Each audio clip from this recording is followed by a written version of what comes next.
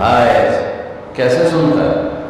موسیٰ علیہ السلام کے زمانے میں قحط آ گیا، بارش نہیں ہو رہی، سب نے آ کر عرض کی حضور بارش کی دعا کریں، چلو بارش کی دعا کی، نماز پڑھی، دعا کی، دھوپ بہت تیز ہو گئی تو موسیٰ علیہ السلام نے عرض کی یاد اسی بارش ہوں گی تو دھوپ بہت ہو جائے، تو اللہ تعالیٰ نے فرمایا موسیٰ یہ جو لوگ کھڑے ہیں اس میں ایک آدمی ہے 40 سال سے میرا نافرمان، 40 سال میں اس کی ساری فائل سیاہی سے بھری ہوئی، کوئی ایک وائٹ ڈاٹ کو نہیں، ایک سفید نقطہ کو نہیں، جب تک کھڑا ہوا ہے بارش نہیں کرا۔ وہ کتنا بنا رہا تھا جس کی دعا نے کلیم اللہ کی، جس کی گناہوں نے کلیم اللہ کی دعا کو روک دیا، خیال میں آ رہا ہے میری بات؟ موسیٰ علیہ السلام نے اعلان کیا بھائی نکل جائے میں سارے میں لڑا نہ بول،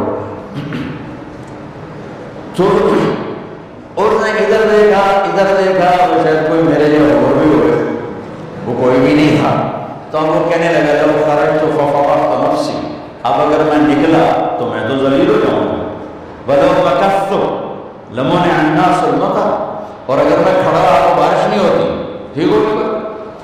اب یہ اللہ کو پکارنے لگا، اور یہ پکار اللہ کی محبت میں نہیں، نہ ہی گناہوں کی ندامت میں ہے، یہ پکار ہے عزت بچانے کے لیے کہ میری عزت رہے گا۔ تو اب یہ دل میں کہتا ہے کہ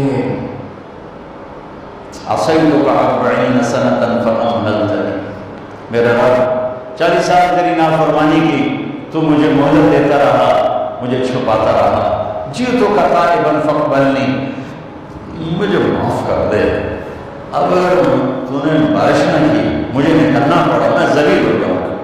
آپ نے توبہ کی کیفیت دیکھی کہ عزت بچانے کے لیے ہے، اللہ کی محبت میں نہیں، ندامت میں نہیں، اپنی عزت بچانے کے لیے ہے کہ یا اللہ میری عزت رکھ، میں توبہ کرتا ہوں۔ 40 برس کی نافرمانی 40 سیکنڈ بھی نہیں لگے، اللہم انی عصیتک 40 سنۃ فأمہلتنی فجئتک تائبا فاقبلنی، 5 سیکنڈ، ایک دو جملے اور گھٹا اٹھے اور بارش ہو گئی۔ موسیٰ علیہ السلام نے پوچھا یا اللہ بندہ تھا نکلیا تو بارش کیوں میں ہو گئی؟ اپنے رب کی سنا، موسیٰ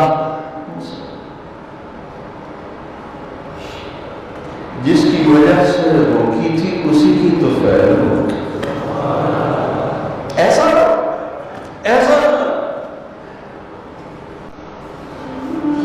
یہ ہمارے دیش کے خطیبوں نے اللہ کو تھانے دار بنا کے دکھایا، اور اللہ تو کریم ہے۔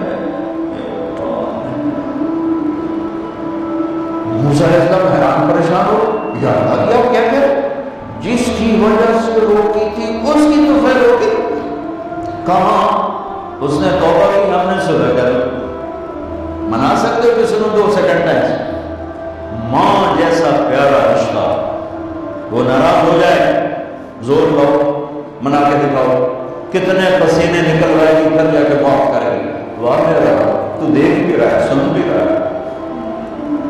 40 سال کی غلاظتیں گندگیاں، اور یوں کا موسیٰ جس کی وجہ سے روکی تھی اسی کی وجہ سے، کہ اللہ کیوں کیسے کہ اس نے توبہ کی، ہم نے صلح، کہ اللہ کون ہے، اللہ کون ہے؟ اللہ نے کہا واہ جب نافرمانتا نہیں بتایا، جب توبہ کرنی کیسے بتاؤں؟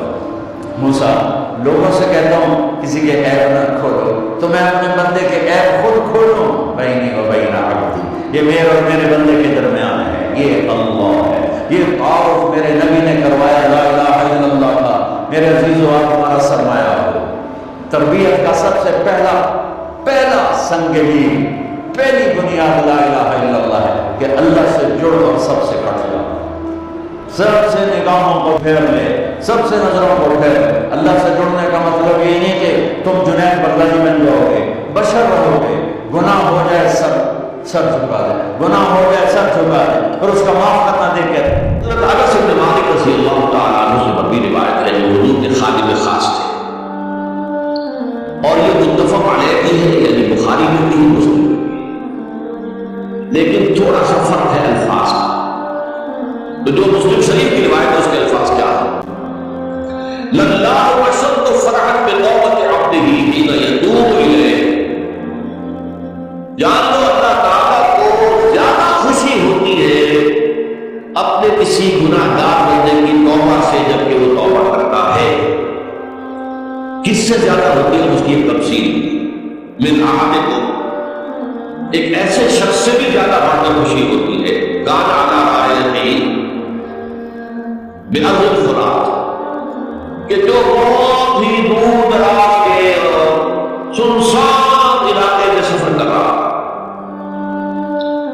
فانطلقت منہ، اس کی سواری جو ہے دور ہو گئی، وعلیہا طعامہ وشرابہ، اسی پر اس کا کھانا بھی تھا اور پانی، اونٹنی پر سفر کر رہا تھا، اسی پر ہوتا ہے راحلہ جو ہے راستے کا سامان.